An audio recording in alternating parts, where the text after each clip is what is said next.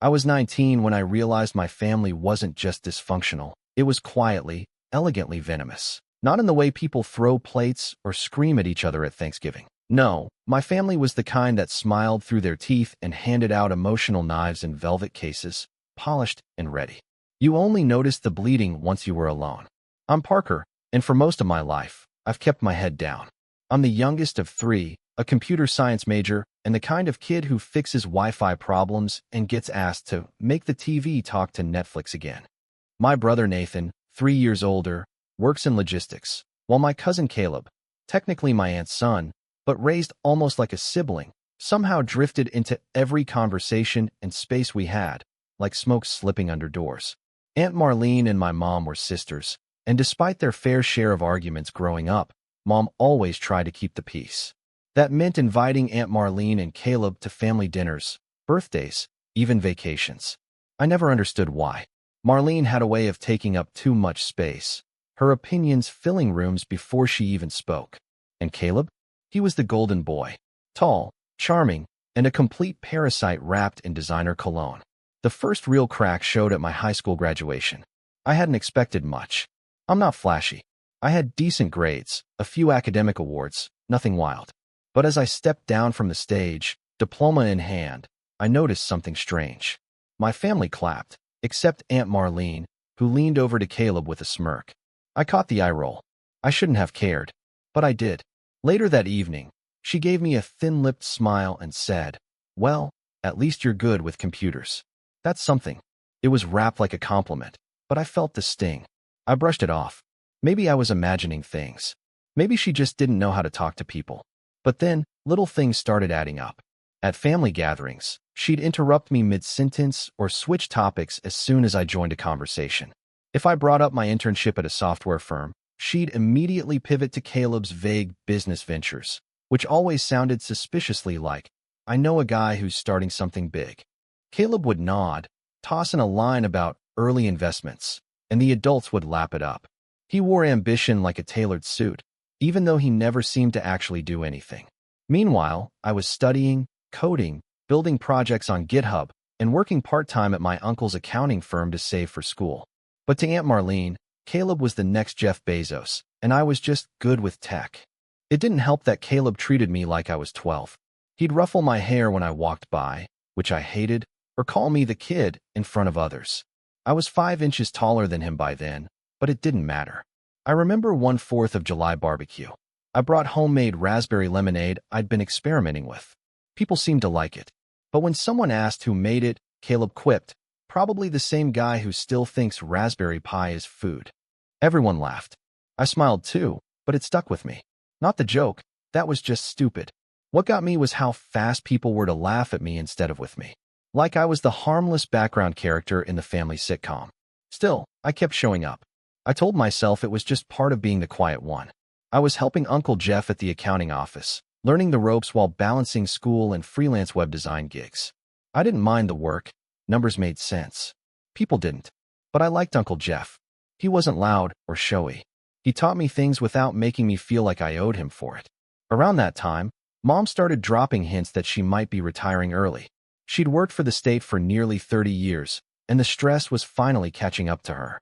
Nathan was doing well, his job was steady, and he was thinking of buying a condo with his girlfriend. That left me, still in school, still working late nights coding apps and managing spreadsheets. I didn't mind carrying more weight if it meant Mom could rest. But I should have known someone else would take notice, someone who'd never lifted a finger unless it was to point blame. One evening, about 2 weeks after my 20th birthday, Mom called a family dinner. Just the core group. Me, her, Nathan, Aunt Marlene, and Caleb. I didn't think much of it at the time.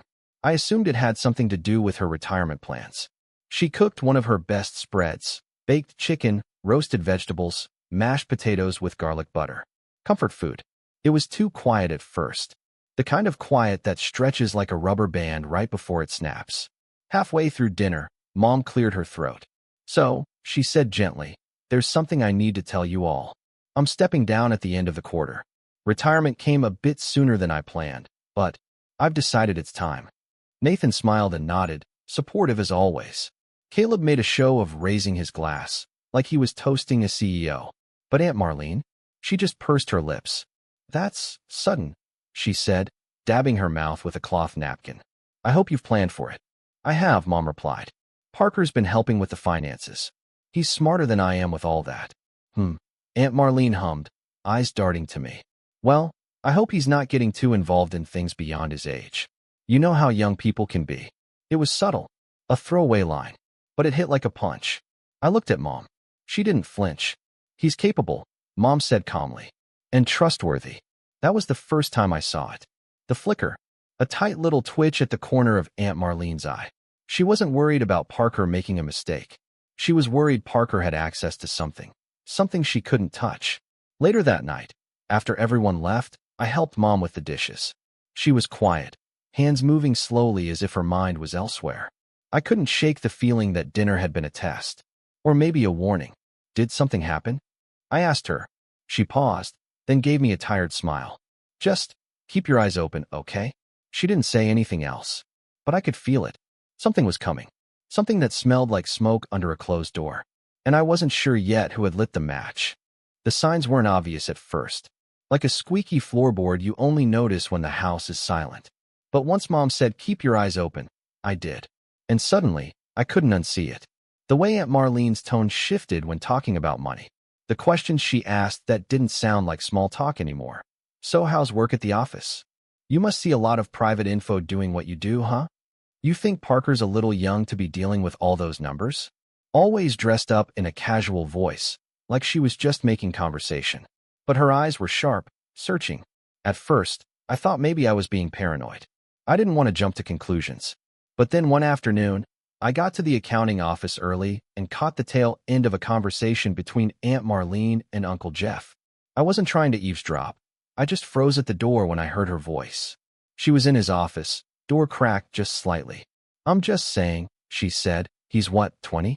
Kids make mistakes. And he's handling sensitive financials. One misclick, and that could be thousands gone.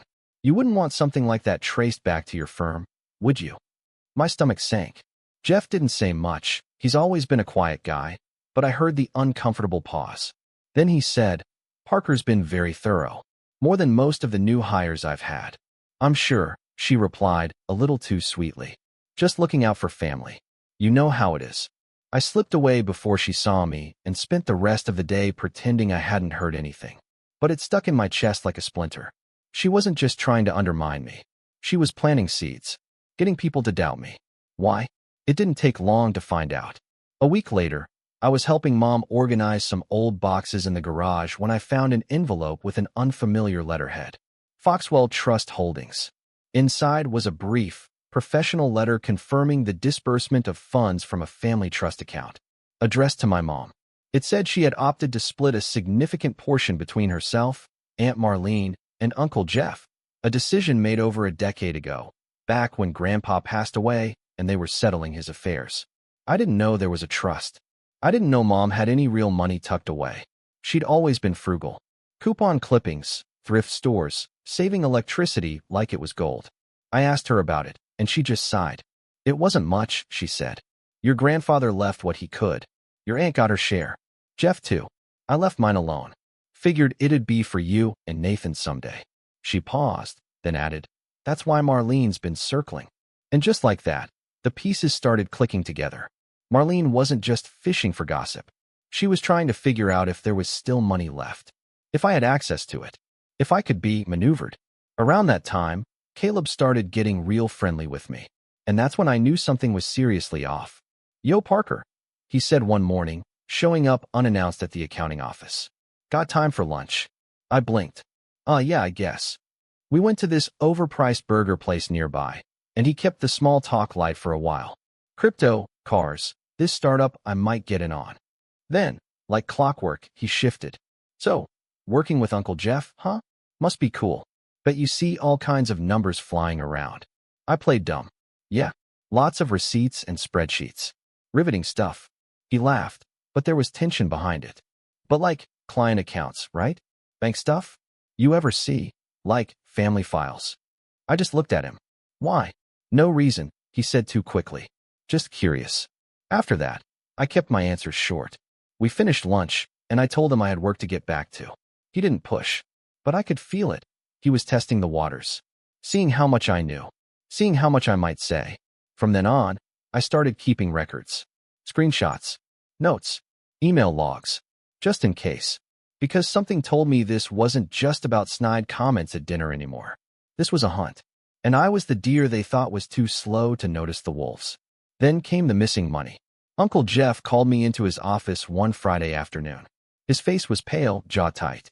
"Parker," he said, motioning for me to close the door. "We're short $25,000 from the retained earnings account." My heart skipped. "What? How?" He turned his screen toward me and pulled up the ledger. A withdrawal had been processed the day before, one that didn't match any of our scheduled transactions. "I didn't do that," I said immediately. "I know," Jeff replied. "You're not the only one with access. But you're the only one I know who checks twice before breathing." I looked closer. The authorization ID used matched my login, but I hadn't made the transfer. I wasn't even in the office that day. I had class until 3 and then worked remotely from home. Jeff stared at the screen, then at me. "This looks bad," he said, low and serious. "I trust you. But if an audit happens, I'll need to show who used what credentials." I nodded, swallowing a rising panic. "Can I see the security footage from that day?" He hesitated. "The office safe? That's a separate system. I don't have clearance to pull it, but we can request it." "Do it," I said, voice tight. "Please." He agreed, but it would take a few days. That weekend was unbearable. I kept imagining someone, my aunt, Caleb, slipping into the office, using my login somehow. But how would they get it? I never shared it. My password wasn't easy. And then it hit me. 2 weeks earlier, during a family dinner, Caleb had borrowed my laptop. Said he needed to send a quick email because his phone was dead. I handed it over without thinking. I was sitting right there. But I had been logged into the firm portal. If he'd checked. I spent the next 3 days obsessing over browser logs, timestamps, anything I could find. Meanwhile, the silence from Aunt Marlene was deafening. Normally, she'd be texting Mom something passive-aggressive about how quiet Parker's been lately. But now, nothing. Then, midweek, Jeff called me. "They reviewed the footage," he said. "Come in tomorrow." I barely slept that night. When I arrived, Jeff was waiting with a thumb drive in his hand. He didn't speak, just plugged it into the monitor and clicked play. It was black and white footage from the office hallway, timestamped 2 days ago. Around 11:26 a.m., a figure entered frame. Shorter than me, wearing a hoodie and baseball cap. But the walk, the way he glanced over his shoulder, unmistakable. It was Caleb. He moved quickly, punching in the safe room code like he'd done it 100 times. Which was strange, because the code changed monthly and only a handful of people knew it. Jeff and I included. Jeff looked at me. "How'd he know the code?" I stared at the screen. "I don't know." He paused the video. "We have a problem." That evening, I sat across from Mom at the kitchen table. I showed her the footage. Her face was unreadable at first. Then the rage crept in, slow, simmering. She didn't raise her voice. She didn't cry. She just sat back and whispered, "She used you." We didn't say who. We didn't need to. The next day, we called a family meeting. Nathan came. Aunt Marlene came. Caleb came. Mom set the laptop on the table and said one sentence that cracked the air like thunder. "Give back the $25,000 you stole, or leave forever." Aunt Marlene blinked. "Excuse me." Nathan stood, backing Mom. "You heard her." Marlene narrowed her eyes. "This is a setup. You've always hated my son." Mom didn't answer. She just hit play. The footage rolled in silence. At the 10-second mark, Caleb shifted in his chair. At 20 seconds, he swallowed. At 30, his foot tapped once against the floor. When the video ended, Mom looked up. "Do you want to explain?" Caleb didn't speak. But Marlene scoffed. "This proves nothing. That could be anyone. Hoodies? Baseball caps? It's practically a disguise." I slid a photo across the table, a still frame of Caleb's face as he turned toward the camera. You could see his profile. Clear as day. Her eyes flickered. That's when she leaned forward, voice low. "If you think this is over, you're wrong." And in that moment, I didn't just see a mother defending her son. I saw a woman who had built her whole life on manipulation and realized the walls were starting to crack. I didn't respond. Not yet. Because this wasn't the end. This was the beginning of something far more dangerous. The living room was quiet after Aunt Marlene's threat. Not dramatic quiet, not shouting quiet, just still. The kind of stillness that feels too full, like everyone's holding their breath and no one wants to be the first to blink. Caleb was slouched back on the couch, arms crossed, pretending to be bored. But his jaw was tight. And Marlene, she wasn't even looking at the laptop anymore. She was staring directly at Mom, not blinking, like she was daring her to make the next move. Mom didn't. Not right away. Instead, she closed the laptop gently, like the footage didn't matter anymore. Her eyes never left Marlene's. "You want to make this a fight?" she said softly. "Fine. But don't lie to my face and pretend your son didn't steal from us." Marlene scoffed, but her voice was colder now. "That footage proves nothing. There's no audio. No context. This could be a mistake, or even a setup." Nathan leaned forward. "A setup? What? We deep-faked Caleb into the security footage. Come on. You always hated him," she snapped, her voice sharp now, rising. "Both of you. You've resented him since he was born because he was actually wanted." "Enough," Mom said. Her voice wasn't loud, but it cut through everything. The words hung there. "Actually wanted." I blinked. It wasn't just an insult anymore. That was something else. Something darker. "What does that mean?" I asked. Marlene didn't answer. She just sat back, crossed her legs, and gave me a long, bitter smile. And that was when I felt it.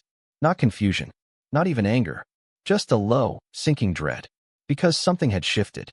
That night, I went up to my room, but I didn't sleep. I kept thinking about that look in her eyes. Not just anger. Not even fear. It was certainty. Like she still held cards we didn't know about. Like this wasn't the end game. Just a move in the middle of something much bigger. And I was right. 3 days later, I came home to find Mom sitting at the kitchen table, white envelope in her hand, face pale. She looked up when I walked in, but didn't speak right away. She just slid the envelope across to me. Inside was a letter. Legal stationery. Letterhead I recognized. Dad's old attorney. It was a formal notice. Request for reassessment of family trust access and mismanagement of funds. Filed by Aunt Marlene. I stared at it. "She's accusing us?" I asked slowly. Mom nodded, jaw tight. "She's claiming we manipulated the trust. That we're hiding money. That you tampered with the accounts." My hands curled into fists. She's the one who stole. "She knows," Mom said. "She just doesn't care. She's playing the long game." And suddenly, I got it. This wasn't about $25,000 anymore. This was about control. About tearing down everything she couldn't have. If she couldn't get access to what Grandpa left behind, she'd try to burn it down. I started pacing. She can't prove anything. The footage alone. She doesn't have to prove anything, Mom cut in. She just has to raise enough doubt to trigger a formal audit. If that happens, everything gets frozen. The trust. My accounts. Yours. The firm might even get pulled into it. That's what she wants. But why now? I asked. Why push this far? Mom sighed. Because I told her last month that I was changing the trust. That I'd be splitting it between you and Nathan only. I didn't tell her how much was left, but I made it clear. Caleb wasn't getting a dime. And there it was. I sat down slowly. The pieces clicked into place one by one, and the picture wasn't just ugly, it was calculated. I looked at Mom. She's trying to ruin us. Yes, she said. And if we don't get ahead of it, she just might. That night, we called a meeting with Uncle Jeff. We laid everything out, footage, the legal letter, the patterns of manipulation. Jeff listened in silence, then leaned back in his chair, rubbing his temples. I knew she was bold, he muttered. But this? She wants a paper trail, I said. She wants it to look like we're the problem. Jeff nodded. I'll speak to my lawyers. But Parker, you need to be careful. If she's using this much pressure, she's not done. He was right. Because the next betrayal wasn't from her. It was from someone I trusted. Nathan. It started small.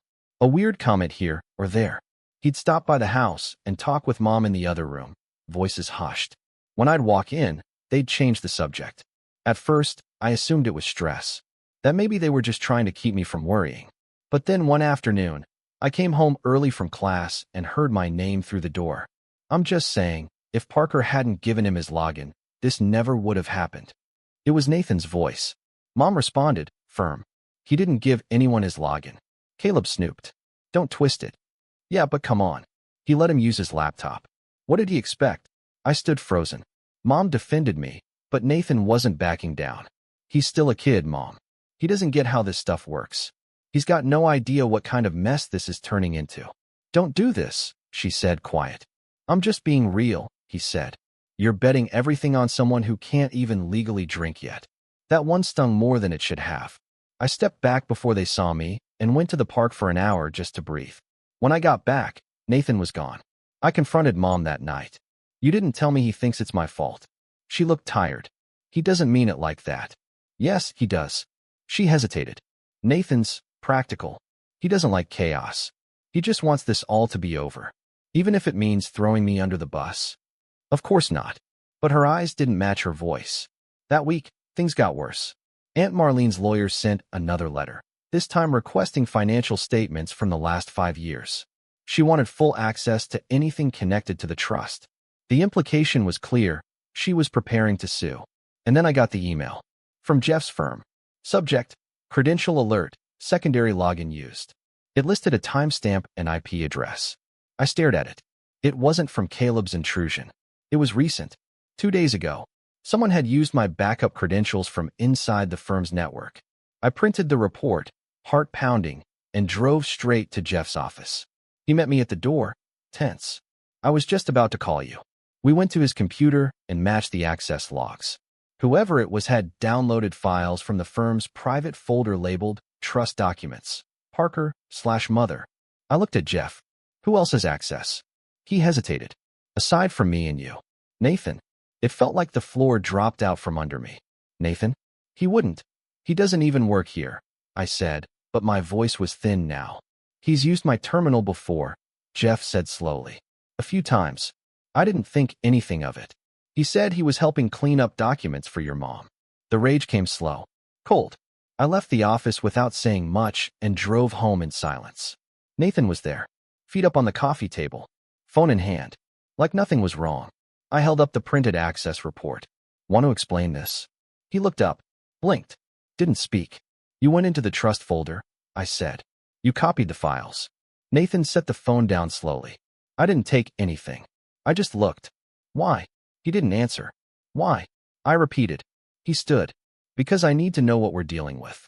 I need to protect this family. And frankly, Parker, you're not ready to handle all this. My hands were shaking now. You gave her something, didn't you? He flinched. You did, I said, breath catching. You gave her something from the files. Something she could use. I didn't give her everything, he muttered. Just a summary. Just enough to keep her from escalating. You betrayed us, I said. You betrayed me. She's family too, he snapped. You think this is black and white. You think you're the only one who matters here. I think I was the only one who didn't sell us out. He didn't speak. Didn't deny it. Didn't apologize. Just picked up his phone, walked out, and slammed the door. That night, I sat on the porch alone, staring into the dark. I wasn't just fighting Marlene anymore. I was fighting my own brother. And I had no idea what he gave her. But I was going to find out.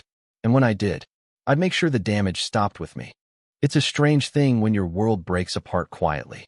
No explosions, no dramatic exits, just a slow collapse. Like watching paint crack on a ceiling you thought was solid. After Nathan walked out, I sat there for hours. I didn't cry. I didn't scream. I didn't even feel angry, not at first.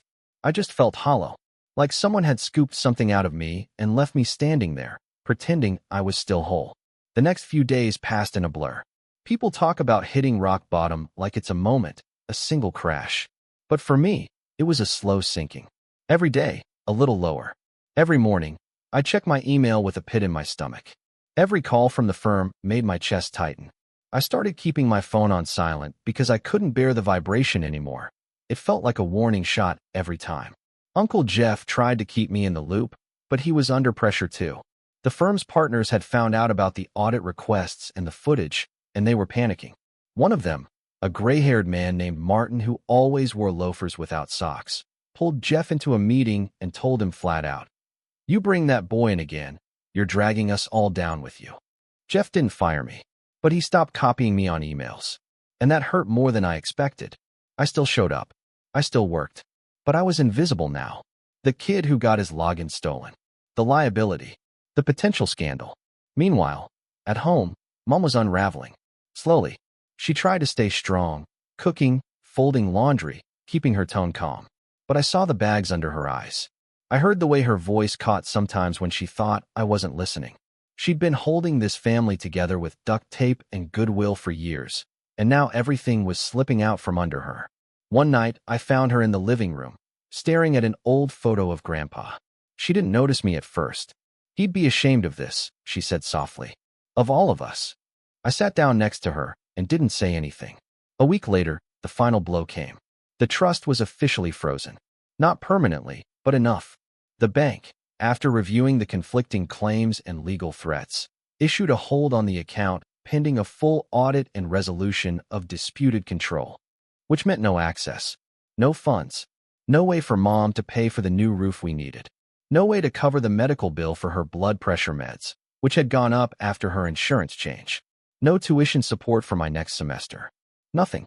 We were locked out of her own father's legacy. And the worst part? Nathan didn't even come by. Not to check in. Not to explain. Not even to argue. Just vanished. I heard through a mutual friend that he and his girlfriend had moved forward with their condo purchase. Said something about starting fresh. Clean break. I didn't know if that meant from Mom and me, or from the whole situation. It didn't matter. The damage was done. So I did what I always did. I worked. I threw myself into code. I finished every freelance project I could find.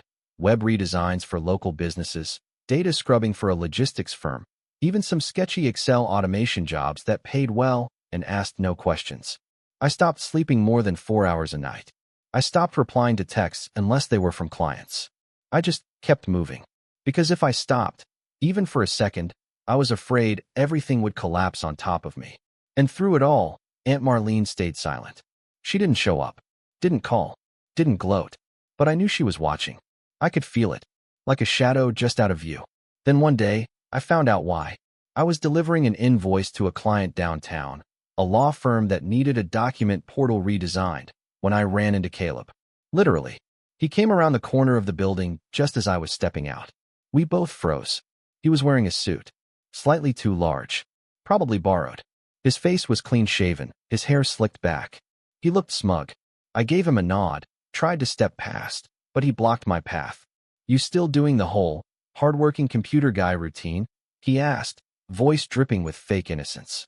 "Excuse me," I said, trying to brush past. But he wasn't done. "Mom says you're falling apart, that the trust got frozen. That must sting." I turned to face him fully. "Why are you here?" He smiled. "Client meeting. Some people actually respect my business ideas." I didn't reply. He leaned in slightly. "You know, Parker, I didn't have to do any of this. You brought it on yourself. Always acting like you're better. Like you're the only one Grandpa would have wanted to leave things to." I stared at him. "I never said that." "You didn't have to," he said, smirking. "Everyone could tell. You and your little spreadsheets. Your perfect GPA. Your whole honors student with a heart of gold act." I clenched my fists. "You stole from us." He shrugged. "You can't steal what you were never going to get. It's just money, Parker. You think you're the hero, but all you ever were was convenient." And with that, he walked past me into the building, whistling. I stood there for a long time. Not angry, not broken, just cold. Because that was when it clicked. This wasn't a misunderstanding. This wasn't a family falling apart. This was war. And I'd been playing defense the whole time. I went home that night and started digging. Not emotionally. Not philosophically. Technically. Caleb had always been slippery. Vague business ventures, Instagram posts showing off rented cars, shady investments, with zero paper trails. But now I had a reason to follow the trail. And I wasn't doing it for revenge. I was doing it to protect Mom. To protect what was left. I started with old messages, emails from him to me, to Mom, even social media DMs. I found patterns. Phrases he reused. Email signatures that looked professional but were riddled with inconsistencies. I ran his domains through public WHOS lookups, tracked hosting providers, ran pings, and DNS traces.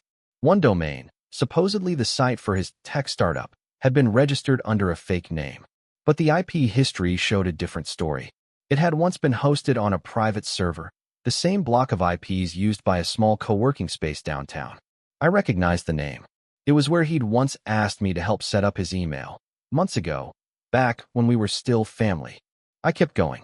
I called in favors from old classmates, people working in IT and cybersecurity. I didn't tell them why. Just said I needed help tracking some digital footprints for a client. And what I found, it wasn't just shady. It was criminal. Fake investors. Inflated revenue reports.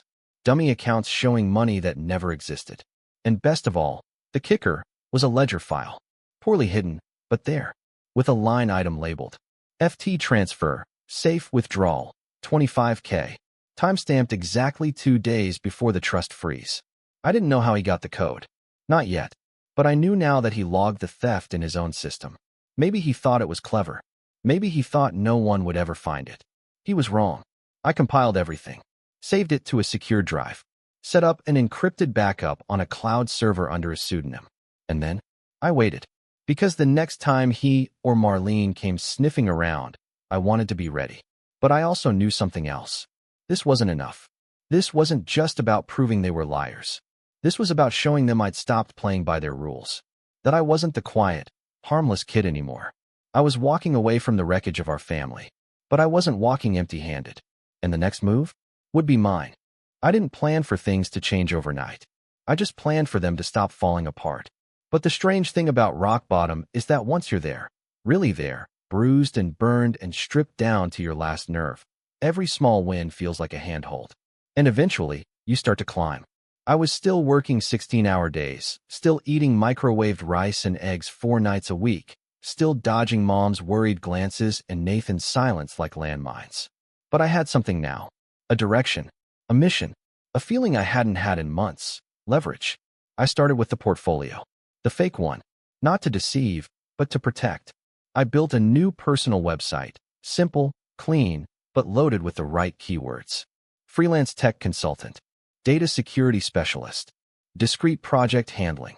I wasn't lying. Not really. Everything I was doing, tracing Caleb's shady business dealings, following his digital paper trail, organizing evidence, was, in its own weird way, a kind of consultation. I just wasn't billing him for it. I posted the site to a few private Discord groups, some freelancer networks, and even an anonymous subreddit I used to lurk in during college. I made a fake testimonial or 2 to get it rolling, and within a week, I had my first client, a small e-commerce site owner who'd been hacked and needed help recovering their customer list. I charged him $500. He paid in 24 hours. That money didn't solve everything, but it did something else. It reminded me that I wasn't helpless. I wasn't stuck waiting for Marlene to make the next move or Nathan to crawl back with half an apology. I had skills. I had evidence. And I had time. With the audit still pending, the trust account frozen, and Mom's retirement plans in limbo, I knew I couldn't fix everything at once. But I could build something. Something real. Something mine. So I did.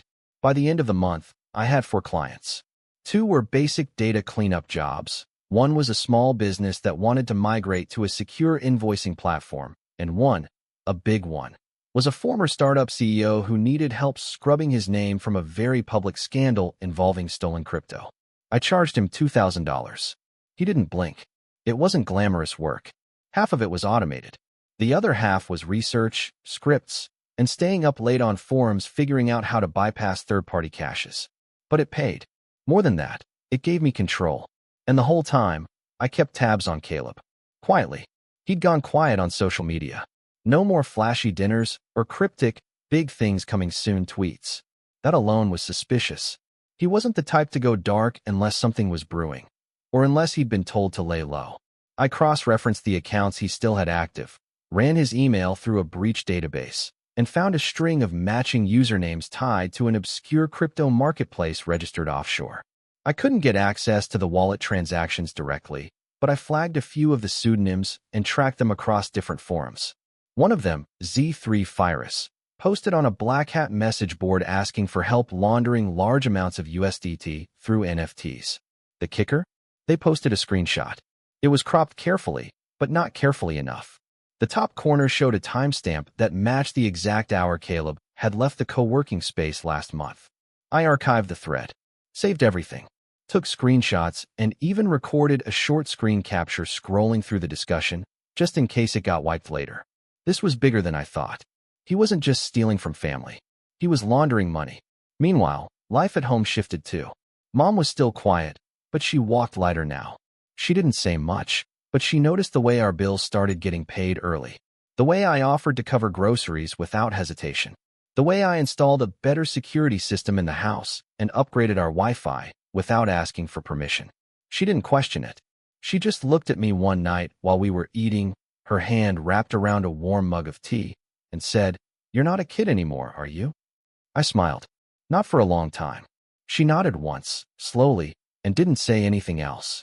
But I saw the corners of her eyes crease the way they used to when she was proud of me as a kid. That was worth more than anything I'd earned online. But the real turning point came when I got a call from someone I hadn't spoken to in weeks. Nathan. It was short. He didn't apologize. Didn't explain. Just asked if I was home. Said he needed to talk. He came by later that night, looking older somehow. Not tired, just subdued. Like someone who realized too late that the bridge he burned wasn't as far behind him as he thought. He sat at the kitchen table, same spot where everything had started. Same spot where the $25,000 was first brought up. "I messed up," he said. "I waited. I thought I was protecting Mom. Thought if I gave Marlene something, just something small, she'd back off." She said all she wanted was clarity. Just enough to make sure you weren't manipulating things. I stayed quiet. "But that wasn't true," he added. "She twisted it. Used it to claim Mom was hiding money, that you forged documents. She's pushing for full control now. Of the trust. Of everything." I looked at him, expression blank. "Why are you telling me this now?" "Because I found out what she's doing. What Caleb's doing." He pulled a USB from his pocket and slid it across the table. "I didn't mean to spy," he said. "But I started checking some of the files I shared with her. One of them had metadata linking back to a crypto wallet. I followed it. It's Caleb's. And it's bad. I didn't pick up the USB. I didn't need to. I already know," I said. Nathan blinked. "What?" "I've been tracking him for a month." He leaned back, eyes wide. "You what?" I nodded. "I have everything. Every fake domain. Every shell company. Every wallet he used to move the money.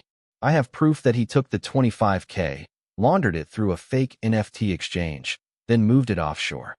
Nathan just stared at me. "Why didn't you say anything?" he asked finally. I gave him a long look. "Because you didn't trust me." He looked down. Guilty. I was scared. "I know," I said. "But fear doesn't excuse betrayal. I didn't mean to betray you. But you did." The silence stretched again. Finally, he said, "So what now?" I took a breath. "I'm not just going to expose them," I said. "I'm going to bury them. Legally. Publicly. Permanently." Nathan looked nervous. "You're sure?" "I'm done being the quiet one. The background character. The good kid everyone underestimates." He didn't respond. And honestly, I didn't need him to. That night, I stayed up building something new. A secure, hidden database accessible only by encrypted key. I uploaded everything I had: documents, footage, transactions, forum screenshots, metadata, testimonials, witness logs. I created a master folder and labeled it Operation Dustpan, because I wasn't just going to sweep up this mess. I was going to clean house. And for the first time in months, I slept easy. Because for once, I wasn't reacting. I was preparing. And this time, I wouldn't just survive. I'd win. The next few weeks felt like living in the eye of a storm. Outwardly, everything seemed calm. But underneath the surface, I was quietly laying the foundation for something that would change everything.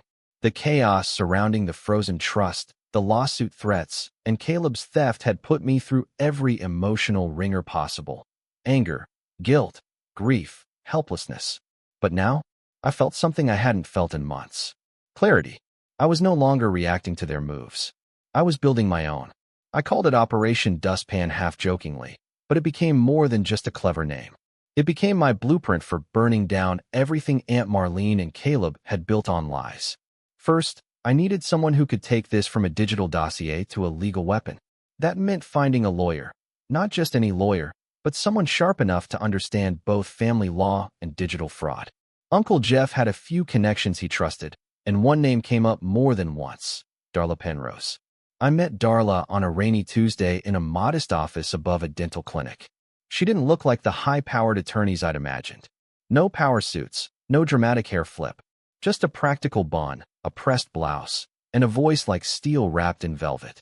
She listened as I explained everything: the theft, the audit, the family drama, the manipulation. When I got to the part about Caleb laundering money through NFTs, she held up a hand. "You have proof?" I nodded. "All backed up cross-referenced, time-stamped. I've got screen captures, access logs, forum threads, even wallet activity with his initials coded into the metadata. Her eyes lit up just slightly. And you've stored this securely? Multiple encrypted backups. One local, one in the cloud under a dummy shell, one printed and locked in a fireproof safe. Now she smiled, just a little. You're not just smart, Parker. You're dangerous. She agreed to take the case, not just to help my mom recover control of the trust, but to prepare a formal fraud complaint against Caleb. Possibly even a civil suit if the funds couldn't be returned quietly. But that wasn't the most interesting part, because as we dug deeper, Darla discovered something unexpected. While researching the trust documents Nathan had shared with Aunt Marlene, she found a clause tucked deep into the original estate planning papers. It was old, drafted decades ago by Grandpa when he first established the trust. It read like boilerplate legalese, but the implications were huge. The clause stated that if any named beneficiary were found guilty of criminal behavior specifically involving family assets, their share of the trust would be forfeit. Gone. Null and void. That meant if we could prove Caleb stole from the trust, even just the $25,000, that would legally disqualify him from ever inheriting another cent. And here's the kicker. If a disqualification occurred, that beneficiary's share would automatically be redistributed evenly among the remaining parties. Which meant, if Caleb went down, his slice would go back to Mom and Uncle Jeff. I stared at the clause, stunned. This changes everything, I said. Darla nodded. Exactly. Marlene is fighting tooth and nail for access, but she doesn't realize her son is the ticking time bomb that could cost her everything. For the first time in a long time, I laughed. Not because it was funny, but because it was poetic. And we weren't done. Darla had connections to a small but fierce investigative firm, retired analysts, forensic accountants, and one former IRS fraud investigator. She brought them in for a 2-week dig, and what they found turned Operation Dustpan from a cleanup into a full demolition. Caleb had done this before, not on the same scale, and not to family. But 2 years ago, while supposedly working on a startup, he had funneled money from a college friend's seed investment into a fake consulting company that didn't exist. The friend never pressed charges. Rumor was, Marlene paid him off to keep it quiet, but the paper trail was still there. Bank transfers, invoices, matching IP addresses. We had it all, but I didn't want to go nuclear just yet. Not until we knew exactly what Marlene was planning. So I took a risk. I contacted someone I hadn't spoken to in years. Avery, my cousin on my dad's side. She worked at a legal firm that occasionally crossed paths with high-net-worth estate cases. I didn't think she was close to Marlene, but I knew she had contacts who were. I met her for coffee under the pretense of catching up. We talked about life, about Dad, gone almost 10 years now, about the mess the family had become. I never outright asked her to spy, but she read between the lines. You want to know what's being said behind closed doors? She said. I didn't answer. She leaned in, voice low. Well, here's what I have heard.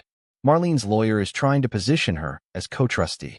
If she succeeds, she gets immediate access to records, voting power over the distribution, and the ability to freeze accounts herself. No court required. My blood ran cold.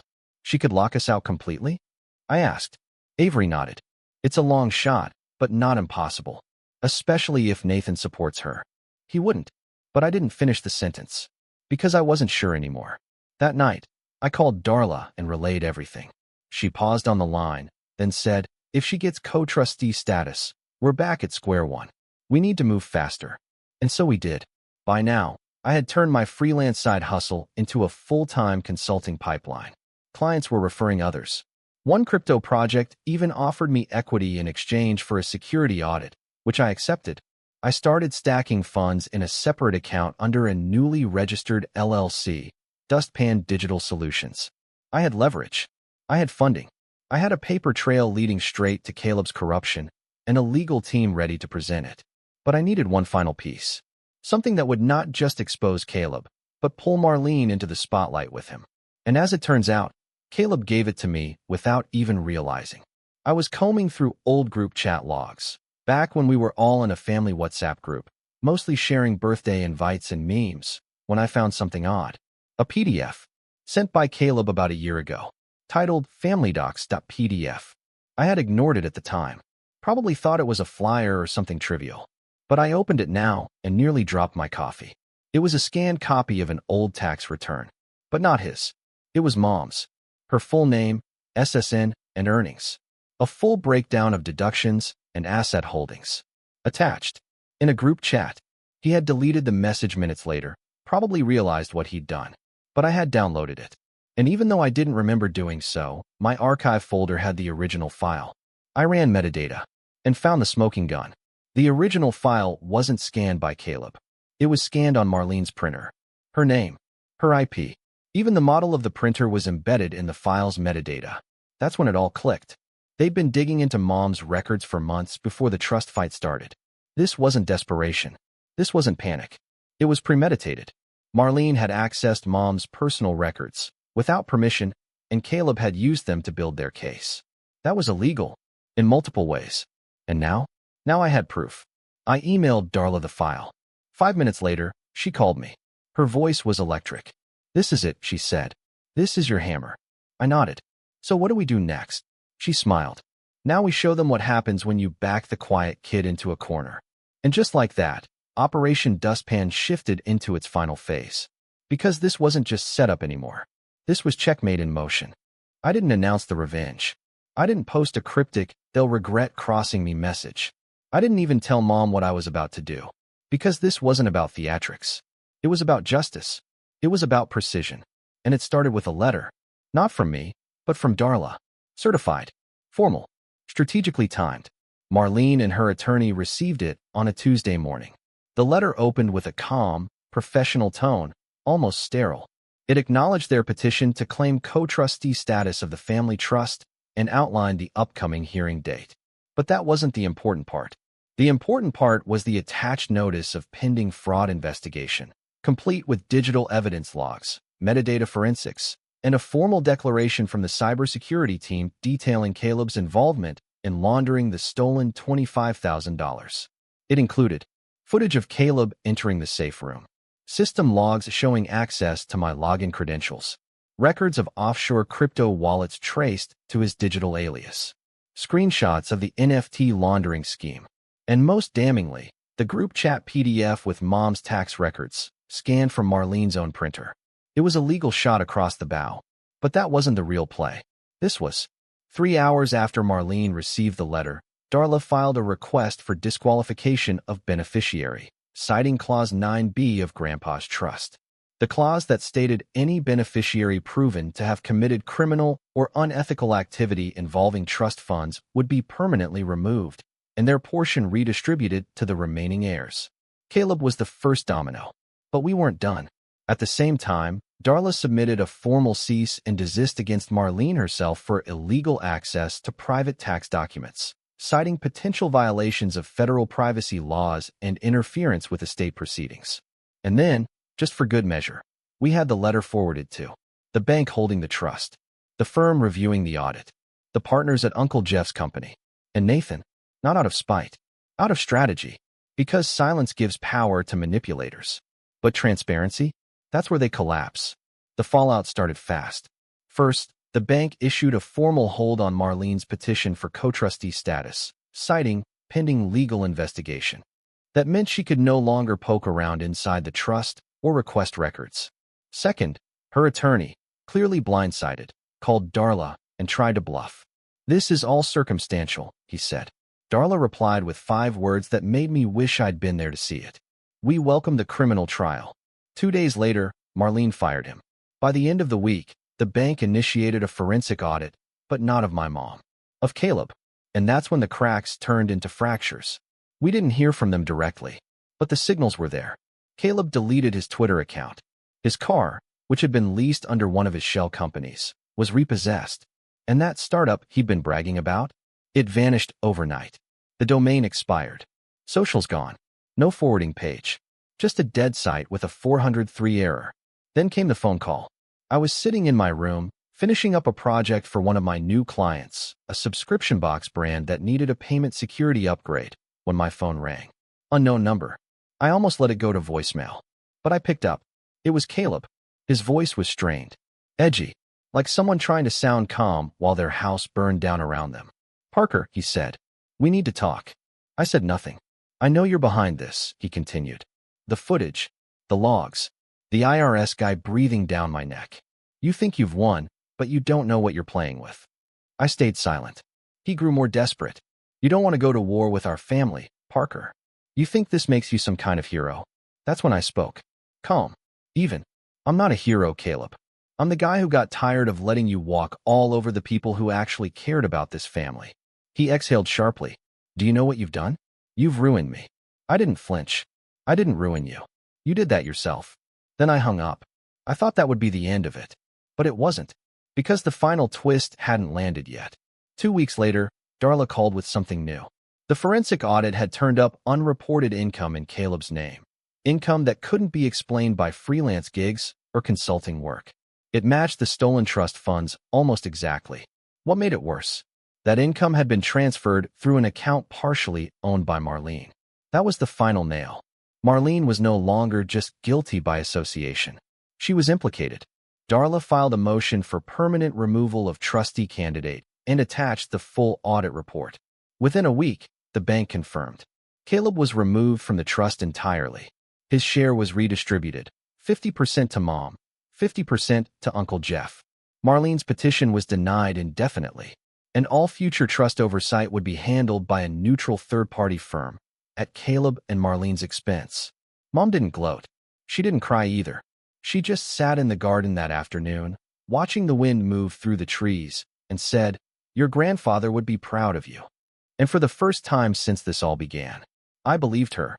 But there was one last thing. Something I'd waited to do until the dust had settled. I called Nathan. He didn't answer. So I left a voicemail. Hey, I don't know where we stand, but I thought you should know. Mom's safe. The trust is secure. Caleb and Marlene won't be touching it again. I'm not calling to fight. I just wanted you to know that it's over. And we're okay. I don't know if he ever listened to it. I don't need to. Because this revenge, it wasn't about getting even. It was about getting free. And we were finally free. Almost. But there was one last conversation that needed to happen. And I knew exactly where to have it. In person. With the woman who started it all. Aunt Marlene. Because before I walked away for good, she needed to hear it from me. And what I had to say was going to leave her speechless. I decided to meet Aunt Marlene face to face. Not for drama. Not to yell or gloat or rub salt into the wounds she and Caleb had inflicted. I just needed her to see what it looked like when her schemes failed. When the quiet kid she overlooked, dismissed, mocked, underestimated, stared her down with nothing left to lose and everything left to protect. She agreed to the meeting surprisingly quickly. Maybe she thought she still had some kind of upper hand. Maybe she assumed I'd come crawling, asking for peace. Maybe she believed the story she'd always told herself, that she was the center of this family and we were just orbiting her. We met at a cafe downtown, one of those posh, minimalist places with recycled wood tables and overpriced scones. She arrived 10 minutes late in a beige trench coat and sunglasses, like she was auditioning for a spy movie. No, Caleb. She sat across from me and didn't smile. You look tired, she said. I didn't respond. She pulled off her sunglasses slowly. Her eyes were sharp, but different now. Not smug. Not condescending. Cautious. You wanted to talk? She asked. I nodded. Took out my phone. Slid it across the table. The screen was paused on a video file, one of the dozens we'd gathered during the investigation. It was the footage of Caleb entering the safe room at Uncle Jeff's office. Clear as day. Time-stamped. Irrefutable. I hit play. She didn't flinch. Just watched. Jaw tight. When it ended, I said, You knew. She didn't deny it. Instead, she crossed her arms and leaned back. You're very proud of yourself, aren't you? No, I said. But I'm proud of Mom. Her eyebrow twitched. She never deserved what you did to her. The lies. The sabotage. The invasion of her privacy. And the worst part? You involved your son in it. You turned him into your weapon. She looked away. I didn't turn him into anything, she muttered. He made his own choices. I leaned forward. So did you. A pause. Then she said, Do you think this is justice, Parker? You think cutting us out of the trust, humiliating us, ruining our names, you think any of that makes you better than us? I don't care if I'm better, I said. I care that you can't hurt us anymore. Her mouth opened, then shut again. I could see her fighting for something to say. A counter. A defense. Nothing came. You'll lose everything. She said finally, quiet now. That money, those assets, you think they'll protect you? It never ends with money. It never ends with winning. Sooner or later, someone will come for you. Parker. I smiled. Not because I was amused, but because I'd finally understood her. She wasn't angry because she lost. She was terrified because someone like me, a quiet, polite, overlooked kid, had the power to take her down. She wasn't used to losing control. And now, she had none. No one's coming for me, I said. Because I didn't lie. I didn't steal. I didn't manipulate anyone. I stood up and slid the phone back into my pocket. I came here to say goodbye, I added. You and Caleb, you're done. He's being investigated for fraud. You've been barred from touching the trust ever again. You'll probably get a fine for violating federal privacy laws. Maybe worse. She swallowed hard, but her face stayed frozen. You think you won because you get to keep the money? She asked bitterly. No, I said. I won because we finally got you out of our lives. She didn't reply. I turned and walked out. And I didn't look back. The fallout came fast. Caleb was formally charged with wire fraud and unlawful access to financial systems. Turns out, one of his dummy crypto wallets had been flagged on a watch list months ago, and Darla's report gave investigators the push they needed. He didn't end up in prison. Not yet. But he was slapped with over $60,000 in restitution, banned from opening any new business accounts, and forced to settle privately with multiple investors he'd duped. One of them, ironically, was the same college friend Marlene had paid off 2 years prior. That one came back with interest. Marlene didn't escape unscathed. She was fined for unlawful access to private tax records and permanently barred from serving on any family-controlled assets, trusts, or estate matters. Her social reputation? Gone. Word spread quietly but effectively through the family network. She stopped getting invites to weddings, holidays, reunions. Uncle Jeff cut ties. Her own sister, my mom, never spoke to her again. And Nathan? He came back. Not with an apology at first, but with silence. He started showing up again, offering to help around the house, bringing groceries, picking up mom's prescriptions, trying to fix what he'd broken, not with words, but with actions. It took time, but eventually we talked. And when we did, I didn't say, I told you so. I just said, next time, trust me. And he nodded. Mom's life finally settled. She kept her half of the trust, used some of it to pay off the house, gave the rest to a financial advisor, and took a real vacation for the first time in decades. She came back tan, rested, and lighter than I'd seen her in years. As for me, I built Dustpan Digital into a real business. I took on better clients, hired a part-time developer, and moved into a small office near campus. The same people who once saw me as just a kid were now asking me for security consultations, project audits, and long-term contracts. I wasn't the background character anymore. I was the one writing the script. A few months later, I got one final message. A short email. No subject line. From Caleb. To me. Body. You were never supposed to be the one to win. Enjoy it while it lasts. I didn't reply. I didn't need to. Because I was enjoying it. Not the money. Not the revenge. But the silence. The peace. The safety. The knowledge that no one was going to hurt my mom again. That no one was ever going to make me doubt myself again. And that sometimes, the quiet kid wins.